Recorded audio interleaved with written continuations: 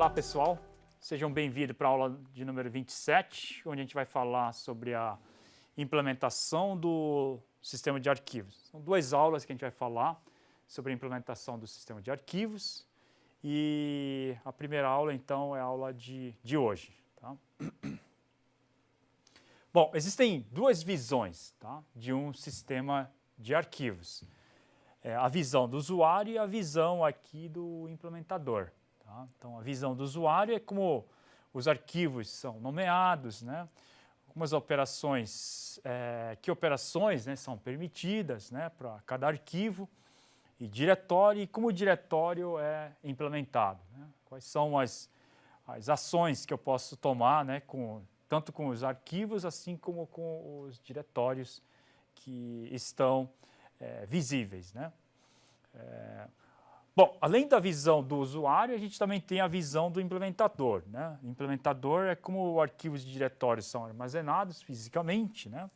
Como o espaço em disco encontra-se gerenciado. Então, a gente utiliza, vocês vão ver aqui, que a gente utiliza dos mecanismos que a gente viu de bitmaps, né? Vocês se lembram, né?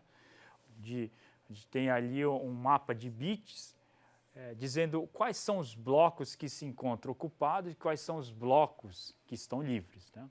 Assim como a gente tem a lista encadeada também, que representa o que? Representa os blocos que estão livres, tá? E os blocos que se encontram ocupados por cada arquivo. Tá? Então, como é que esses arquivos e diretórios são armazenados? Tá? Como é que é o gerenciamento, né, desse espaço de áreas livres? Né? Então, tudo isso são assuntos, tá, dessa e da outra aula, que é a implementação do sistema de arquivos. Tá? E também é importante frisar a parte da eficiência. Né? Existem duas coisas que a gente sempre fala. Né? Existe a parte aqui do overhead, né?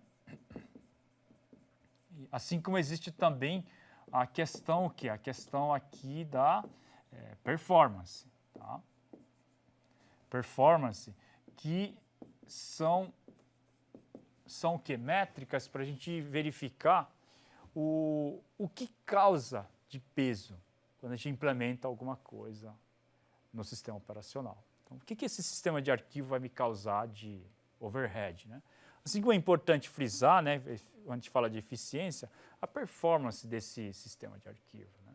Então, se tem uma performance boa, se tem uma performance fraca, né? Se o acesso demora muito, né? Então tudo isso é o quê? Tudo isso faz parte das métricas aí, né?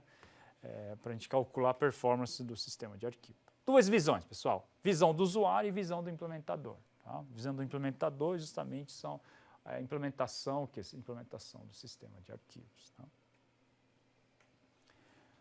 Bom, layout do sistema de arquivos. Então, arquivos são armazenados em discos divididos em uma ou mais partições, com um sistema de arquivos o quê? Independentes. Tá? Lembrando que um disco, né, ela pode ser dividida em várias partições e a gente pode ter o dual boot. Né? A gente pode ter uma área apenas para o Windows e uma área para o Linux. Tá? Então, a gente tem aí um sistema aí de dual boot que permite o quê? Que permite que conviva, né, no mesmo computador. Tá? E para isso, o que normalmente a gente faz? A gente faz a divisão do disco em partições distintas, onde em cada partição, tá, a gente armazena então um determinado sistema de arquivo e, consequentemente, existe um sistema operacional aí distinto. Tá? Independente, como está escrito aqui. Né? Então, o setor 0 do disco vai conter o quê? Desse disco vai conter uma coisa que a gente chama de MBR, né? Master Boot Record, né? Que seria o quê? Que seria utilizado para iniciar aí o computador. Tá? E ela possui o quê? Ela possui uma tabela, né? Uma tabela aí de partições nesse disco. Tá? Assim como quando a gente instalava os servidores, tá? Servidores antigos como Novell, né? Que são servidores de rede. Né? Esses servidores também era realizado, né? A instalação desses servidores é realizada através de quê? Através de partições.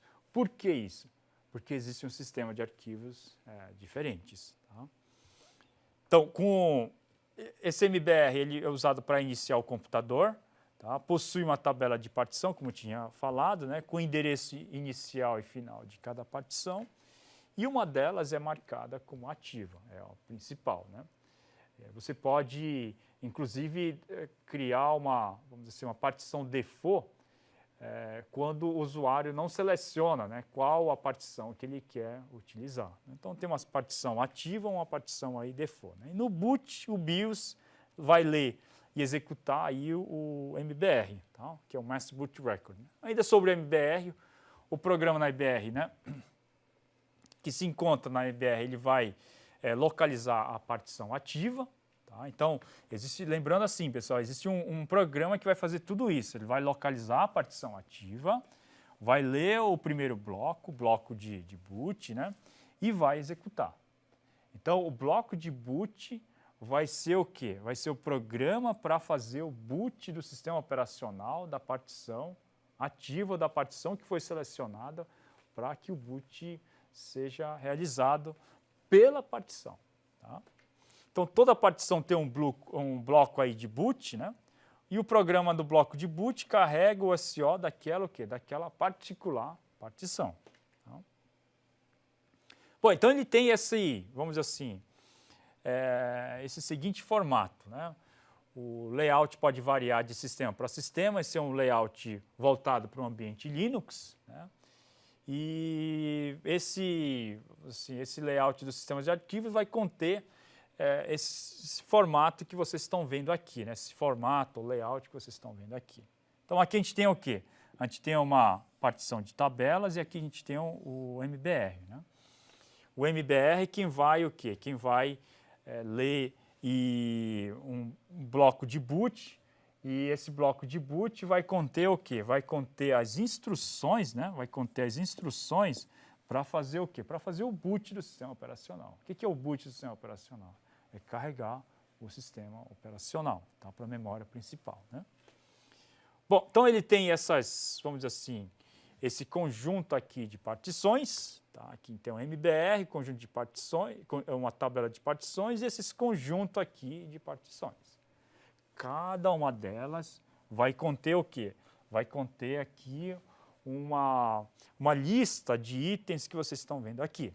Tá? E que listas são essas aqui? É o que a gente vai ver. Isso aqui a gente já viu, né? Que é o bloco de boot, é o bloco que vai fazer o boot do sistema operacional, que se encontra o quê? Que se encontra nessa partição.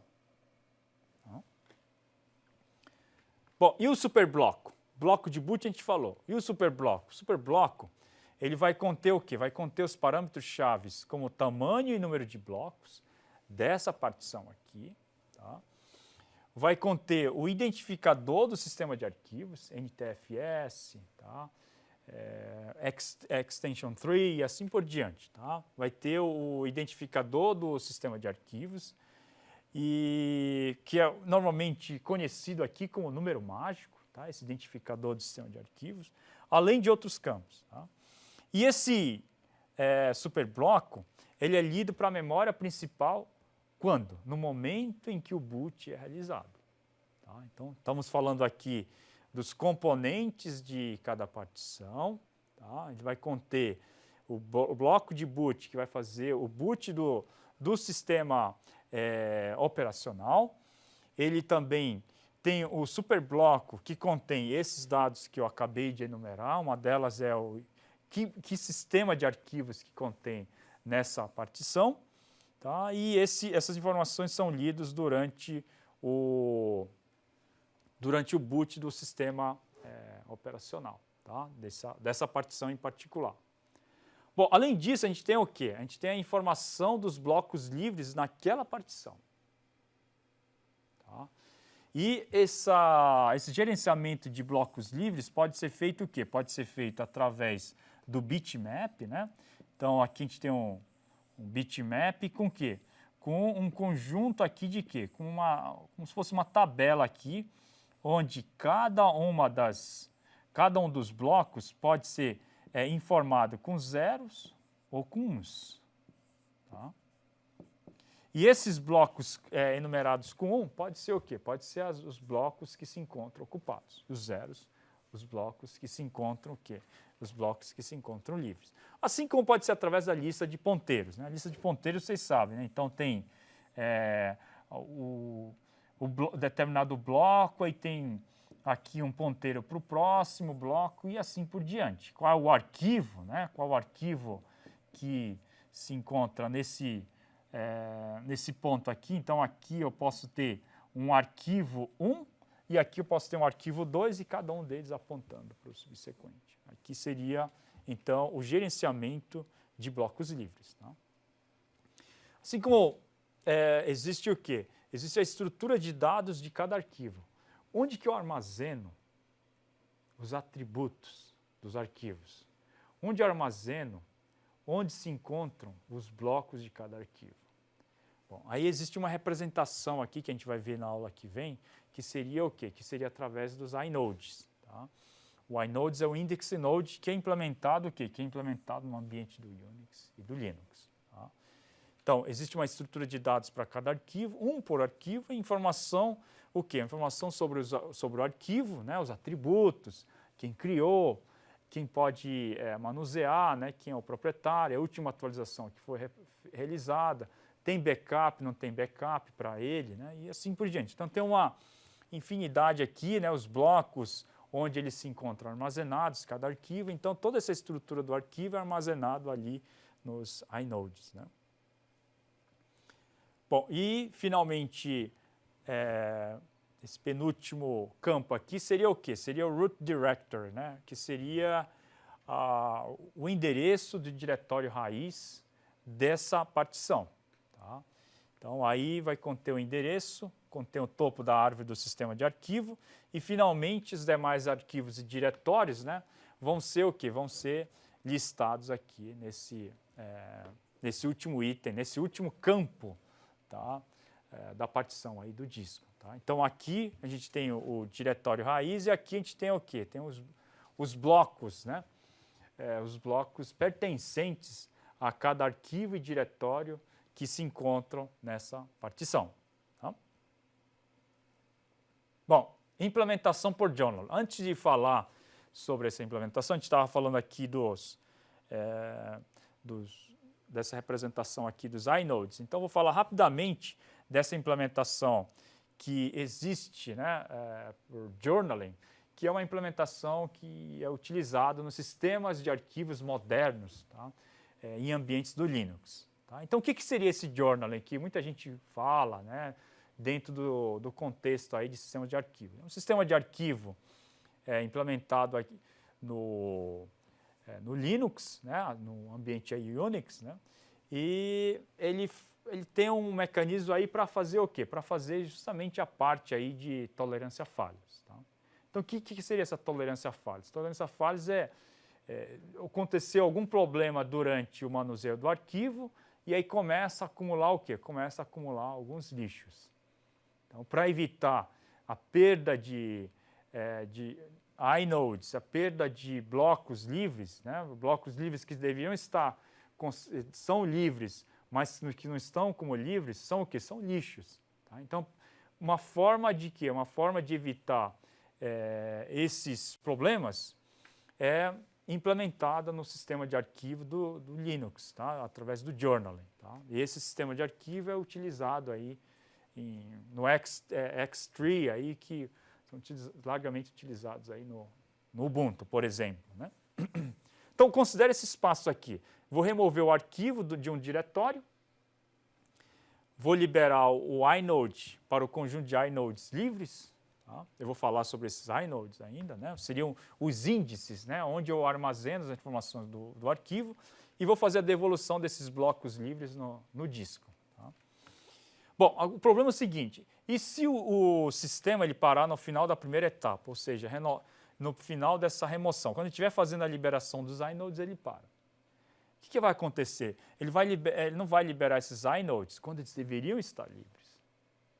Tá? Não vão liberar a devolução dos blocos livres quando eles deveriam estar com os blocos livres. Tá? Então, esse é um problema. A mesma coisa acontece com essa segunda parte. Tá? Então, aí surge o quê? Surge o journaling. Tá? Solução técnica para criar uma certa robustez diante o quê? Diante das falhas. Tá? Então, o que a gente tem? A gente tem um log, um journal, por isso que o nome é o journal, né?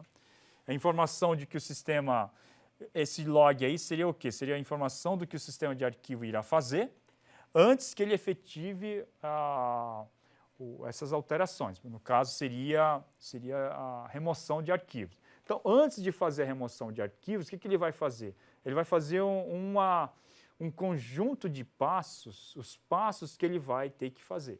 E vai dizer os passos que ele conseguiu o quê? Que ele conseguiu realizar. Então, tem o passo 1 aqui, passo 2 aqui e o passo 3 aqui. Então, todas essas ações aqui vão ser o quê? Vão ser colocadas num log, tá? Num log aqui, que é o journal. Tá? E ele só vai executar essas tarefas no momento o quê? No momento em que isso já estiver armazenado, essas 3 etapas aqui. Tá?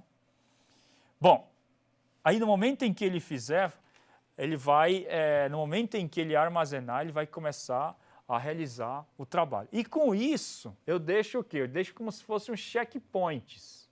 Tá? Então, se o sistema falhar antes de executar o trabalho, faz o quê? Faz depois da inicialização. Volta, ele vai marcar tudo o que foi realizado.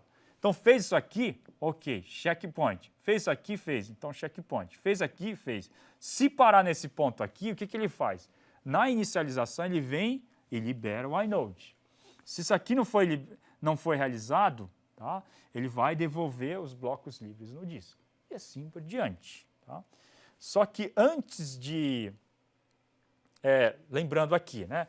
Esse sistema de arquivo de Olalen, então, é utilizado tanto no NTFS, assim como no ES3 aí, que é um sistema de arquivos utilizados aí no Linux. Tá? Bom, interessante, né? Antes que a remoção, essas etapas possam ser realizadas, ele grava o log no disco e o que ele faz? Ele lê de volta para a memória. E vai fazer o quê? Vai fazer um balance line lá para saber se ocorreu o quê? Se existe integridade. Tá? Grava no disco e lê de volta do disco para saber se não houve erro no momento em que gravou essa informação da remoção do diretório, liberação dos inodes e blocos. Tá? Então, antes de fazer as tarefas, gravo o conjunto de passos no disco e depois eu leio de volta para saber se esse conjunto de passos aqui está correto. Se tiver, então ele faz. Tá? Os logs, então, eles são, vamos assim, excluídos de tempo em tempo no momento que as tarefas são concluídas. Tá? Então, através dessa forma aí, eu tenho o quê? Eu tenho um ambiente o quê? Mais robusto. Né? Agora, o journaling, ele deve ser o quê? Ela deve funcionar no ambiente que a gente chama de independentes. Tá? O que seria isso? É que elas devem poder ser repetidas sempre que necessário. Tá?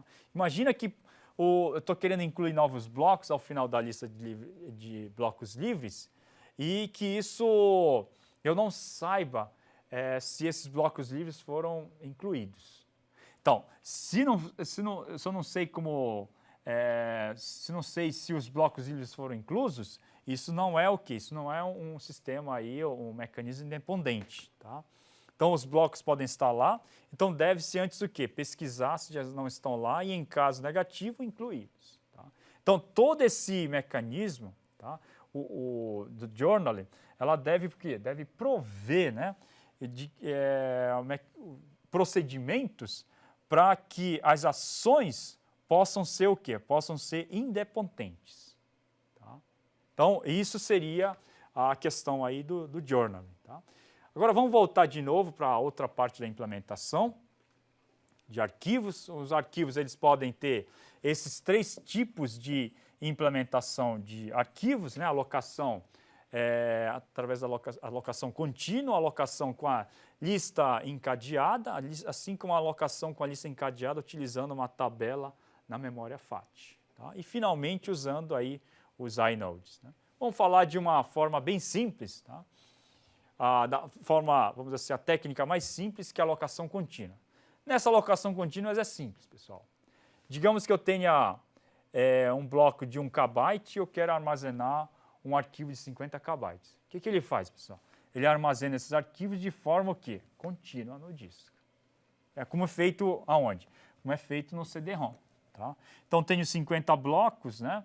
50 KB, cada um com um bloco, então ele vai armazenar o quê? 50 blocos. Tá? Simples assim.